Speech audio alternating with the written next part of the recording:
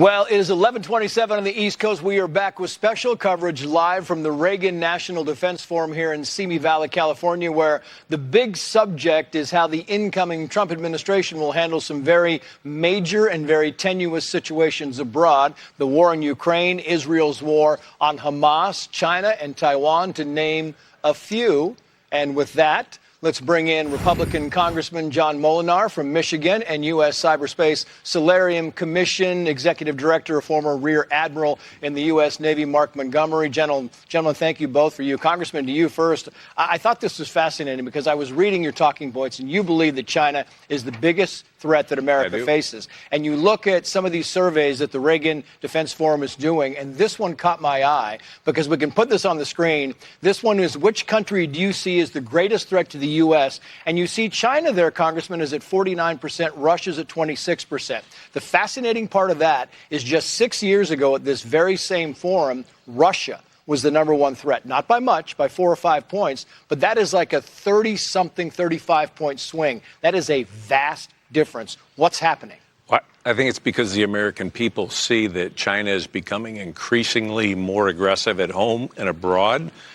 They are violating trade policies. They are building up a defense threatening Taiwan and their neighbors, and they're spying in the United States of America and committing tremendous human rights violations, Uyghur genocide. And so I think people are becoming more aware of that.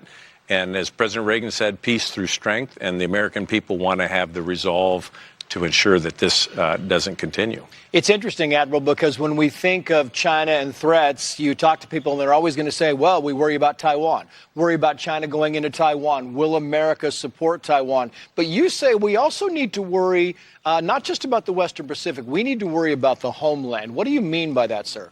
So thanks for bringing that up. First, as a Navy Admiral, I'm required to say I am very worried about the Chinese Navy in the Western Pacific. But you're exactly right. The Chinese Navy's threat to the homeland, the Chinese threat to the homeland, is as serious or more serious, and it's cruise and ballistic missiles that can now reach out and touch our country, for which we have no realistic homeland defense.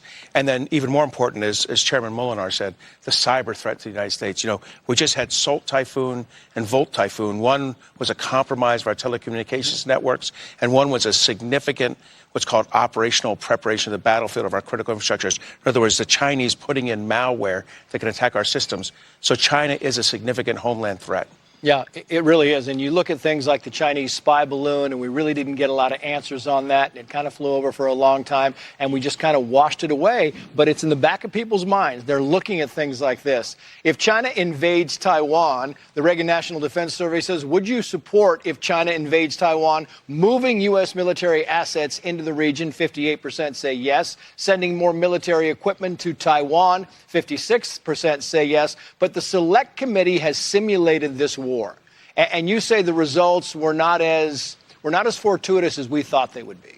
Well, you're right. And we have concerns about the strength of our defense industrial base to do a prolonged war against someone like China.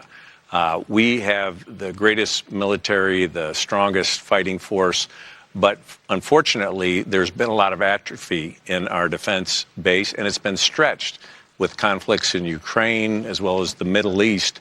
And we need to rebuild our military industrial base so that we can deter aggression against Taiwan and others in the region. And now a lot of generals we talked to as well, Congressman, they also war game this. They war game it all the time, and they the islands that are getting close to Taiwan, and China has militarized those. That's also very scary, and we need to look at what's happening in that region as well. Absolutely. They are intimidating. They're the bully in the neighborhood, whether it's Taiwan or Japan, Korea, the Philippines. You see an increasingly aggressive China, and they're expanding their malign influence around the world. It's interesting because the Defense Survey asked this question, Admiral. How concerned are you about increased cooperation between China, Russia, Iran, and North Korea? The number is big. You talk about more concerned, 86%. I often say you can't get 86% of this country to agree on the color of an orange. And here's that number. And less concerned at 12%. What do you think? What do we do to prepare for that? Well, the American people are smart. 86% of the people are right. We are fighting. We are dealing with 4 adversaries simultaneously in a way we haven't had to since World War II. And Ukraine sees this every day. Ukraine is fighting Russia, but North Korea has both troops and 6 million pieces of artillery. Iran's giving them shaheeds. China's backstopping their economy. I expect the same thing if we have to go to war over Taiwan. We'll be fighting China, Russia, Iran, and North Korea. I think in that case, really China and Russia and North Korea will be the big ones.